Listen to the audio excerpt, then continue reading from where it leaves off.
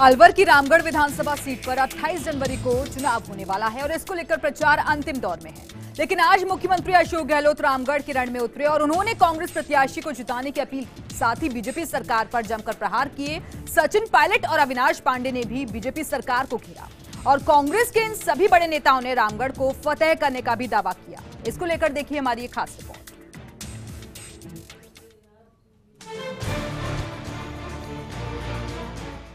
अलवर के रामगढ़ में कांग्रेस प्रत्याशी साफिया खान के समर्थन में मुख्यमंत्री अशोक गहलोत ने जनसभा की। इस दौरान सचिन पायलट, अविनाश पांडे, रघु शर्मा समेत कई मंत्री और कांग्रेसी नेता मौजूद रहे। सभा को संबोधित करते हुए गहलोत ने साफिया खान को जिताने की अपील की। उन्होंने इंदिरा गांधी का जिक्र करते हुए कहा कि इंदिरा गांधी ने देश को अखंड रखने का काम किया और अब प्रियंका गांधी के एंट्री से कांग्रेस और मजबूत हो जाएगी। गहलोत ने कहा कि बीजेपी वाले पूछते हैं इतने सालों में क्या किया, तो जवाब ये है कि कांग्रेस के नेताओं ने इतने सालों तक लोकतंत्र को जिंदा रखने का काम किया। गहलोत ने किसानों, गरीबों और युवाओं को सौगातों की बात करते हुए एक एक वोट का महत्व भी बताया। गहलोत ने कहा कि कांग्रेस वादे निभाती है जबकि बीजेपी जनता पर अपनी बातों को थोपती आई है। सरकार ने बनते ही जो वादे किए थे आपसे, अभी हमारे अध्यक्ष जी कह रहे थे, वादा निभाना कांग्रेस की फितरत के अंदर है।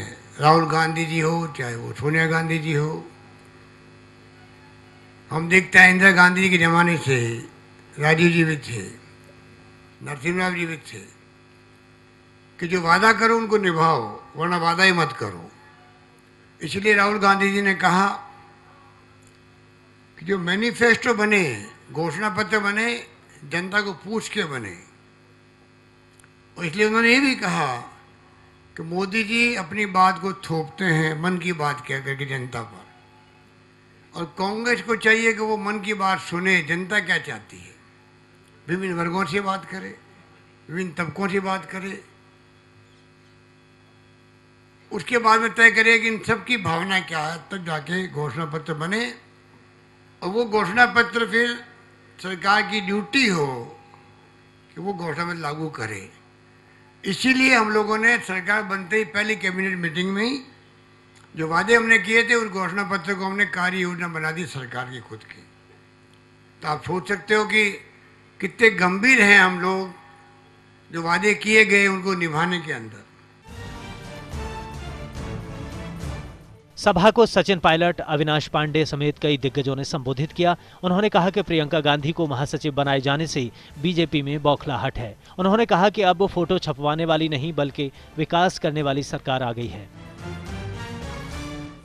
भाजपा के नेता जो बड़े लंबे लंबे भाषण दिया करते थे, उनके चेहरे देखो आजकल आप, हवाइयां उड़ी हुई हैं। 2019 के लोकसभा के चुनाव 2 महीने के बाद होने जा रहे हैं।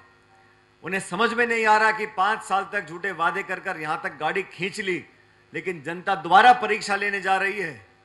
क्या जवाब जनता को देंगे? नौजवानों को देंगे, किसानों को देंगे।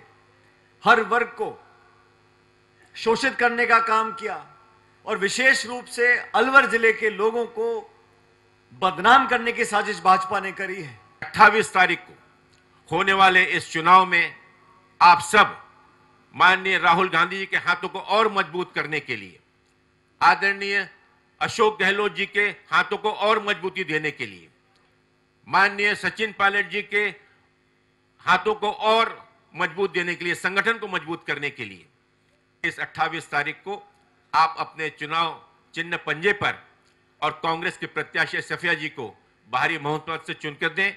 यही निवेदन लेकर मैं अखिल भारतीय कांग्रेस कमेटी की ओर से और माननीय राहुल गांधी जी की ओर से आपके सामने उपस्थित हुआ हूं।